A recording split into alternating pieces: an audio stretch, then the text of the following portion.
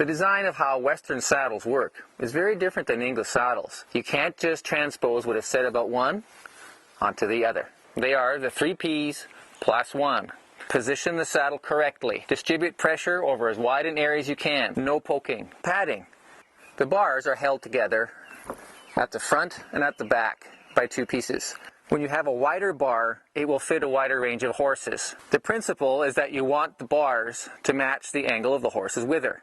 The idea is that they're all supposed to fit a certain way. The truth is, they don't. You have your seat. Running from there down is the seat jockey. Seat length is actually a very inaccurate way to tell how much room there is for the rider. The more forward your rigging position is, the more it'll pull directly down. The skirt itself is formed to the edge of the tree bars. The hardware, the rivets should be in good shape. The leather needs to be in good condition and not worn and cracked. And if it's broken, there should be give. If there is give, it's broken. Don't get worried about size. The most important thing is the shape of their back. That's where the back of the shoulder blade is. How wide is it back here? Where you're really wanting, though, is where the bars of the tree are going to sit. I'd like to show you what your saddle does when you put it too far ahead on the horse. And we have pressure mat data to show that when your horse does that, there's actually no pressure. If this harmed horses or caused bucking or other bad behavior, nobody could ride a Western saddle. You can see I can put a lot of my hand in there. Look what happens. If things fit well, it's going to fit very solidly. And it just doesn't work on a Western saddle, and I'll show you why. So right now, I can look, I can feel. All you're seeing is the edge of the skirt. You're not seeing the bar. And how does it feel? Are things matching?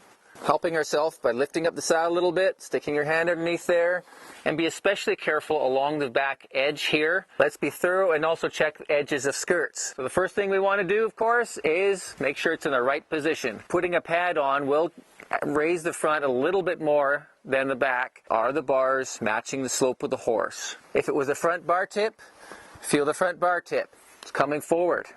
That's okay. Which means your weight will be centered right there. When you first get on it, you can check things like its stability. How does it feel to you? See where is this dry spot in corresponding to the saddle. And check for reactions where the hair's been all scratched up, but it could be hardware issue. It comes in after the horse sheds out, and then you have the lump, and then it drops off into this hollow of atrophied muscles, whether they're comfortable or uncomfortable. And especially if it's one saddle versus another saddle. Pressure is weight divided by surface area. Someone who's bouncing up and down creates a lot higher pressures under the saddle, can negatively affect their horse is by riding unevenly. Any more than that, and your saddle is going to be rolling, and you're going to be over-tightening that cinch. Pads especially need to be contoured, give you properties of the padding that you can apply to any padding at all. Beware of the edges on shims. Locate the back of the shoulder blade by feel. You notice that I'm on the off side of the horse. We want to do up our flank cinch snugly. You don't have to cut your horse in half with the cinch to keep things on.